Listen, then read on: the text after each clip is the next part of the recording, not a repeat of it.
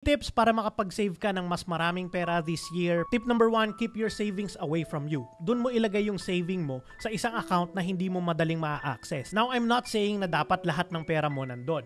Keep some of your emergency funds easy to access. Nasa bangko mo lang. Tapos humanap ka ng mga pwedeng paglagyan ng iba na medyo mahirap i-access. Tip number 2, delay impulse buying. And one of the best ways to do that is by implementing the 30-day buying rule. Kumbaga, kung may naiisip kang bagay na gusto mong bilhin, maghintay ka muna ng 30 days bago mo bilhin yon. Minsan after nung 30 days, ayaw mo na dun sa bagay na yon at wala na yung urge to buy it. Tip number 3 is to complete a savings challenge. Kapag may goal ka para sa savings mo, mas madali mong magagawa yung bagay na yon. Kapag kasi nagsisave ka lang for the sake of saving, wala rin. Kailangan kasi ng utak natin ng purpose or something to aim for. Kumbaga, kailangan natin ng goal. Halimbawa, this year, ang goal mo ay mag-ipon ng at least 50,000 pesos by the end of the year. Tapos kada hulog mo, i-track mo yung savings mo para nakikita mo yung progress mo.